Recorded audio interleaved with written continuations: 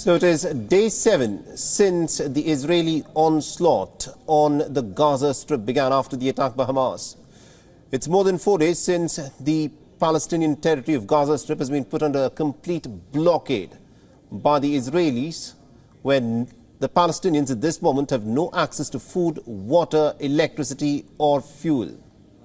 In WION's continuous coverage of the Israel-Palestine conflict, we're getting you the latest developments at this hour. And this is a conflict which, remember, till about a week back, no one expected to see. The United States Secretary of State is currently in Qatar. He's held a meeting with the country's Prime Minister along with the Foreign Minister. Antony Blinken said that he's actively trying to get aid to the Gaza Strip. But humanitarian efforts have been complicated by Hamas's continuous use of innocent civilians as human shields. This is the American Secretary of State saying it.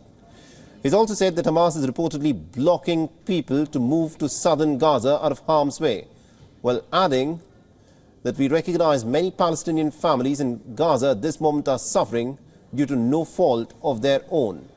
While the Qatari leader has added that Doha is working with partners in the region to try and reach a ceasefire in the conflict to stop the mindless bloodshed. Meanwhile, the American Secretary of Defense, Lloyd Austin, he is in the state of Israel. Earlier in a joint press briefing, Austin said that the United States will send more military weapons to its ally, the state of Israel, as the Israeli forces continue to pound Gaza with bombs that are said to weigh nearly about 2,000 pounds, which are raining down on arguably one of the most densely populated regions anywhere in the world. Now, this is no time for neutrality or for false equivalence or for excuses for the inexcusable. There is never any justification for terrorism. And that's especially true after this rampage by Hamas. And anyone who wants lasting peace and security for this region must condemn and isolate Hamas. In the midst of all this diplomacy, what is interesting is that Israel has given the residents of Gaza, the northern part of Gaza that is, a 24-hour notice to leave their homes and to move out of northern Gaza.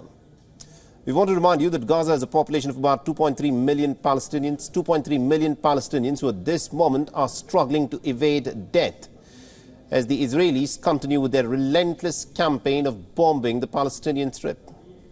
For those who are still alive, even after 7 days of bombing, there's another battle that is looming large, and this is about surviving against the dwindling supplies of food and water and electricity.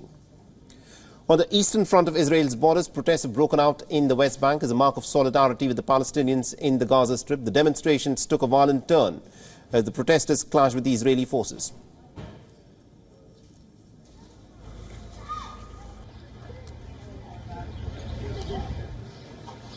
All right, now to get us more perspective in terms of the diplomatic efforts that are being done by the United States of America, we're being joined in by our correspondent Susan Tehrani, who's joining us live from New York.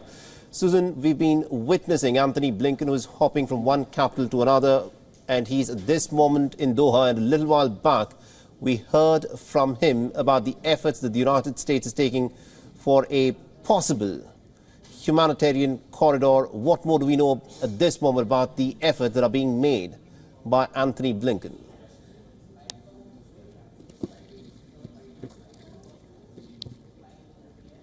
Yeah, we do know that the United States, along with Israel, hopes that as many Palestinians can get out of the Gaza Strip before this official ground offensive by Israel starts. But you know, it's very difficult on the one hand because Egypt hasn't really been cooperative with the Rafah crossing. And then you have other areas where they can get out. It's basically water and it's controlled by Israel. So, you know, requesting that is one thing, but getting Palestinians out is another. What's noteworthy is we've heard that Qatar is talking about a possible ceasefire while U.S. officials don't really say that publicly. and perhaps Qatar is being involved in some sort of negotiations about the hostages being held by Hamas in the Gaza Strip. This may be a glimmer of hope because of this, considering the fact that you may remember back in May when there was a ceasefire, although Hamas's attacks were not this gruesome and graphic against the Israelis, it was Qatar and Egypt who managed to sort of pour cold water on the flames of war.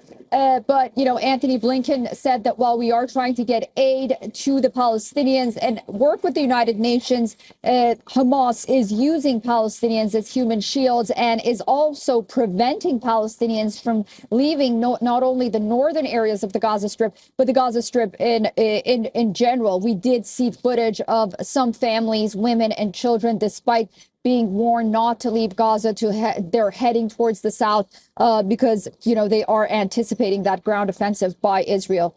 We also learned that Israel has already launched in the past 24 hours a small ground incursion into Gaza, first of all, to quote unquote, clear the area of any Hamas leaders, and second, to look for hostages as well. Very interesting there. Thank you very much indeed, Susan Tehrani, for joining us and getting us those insights there.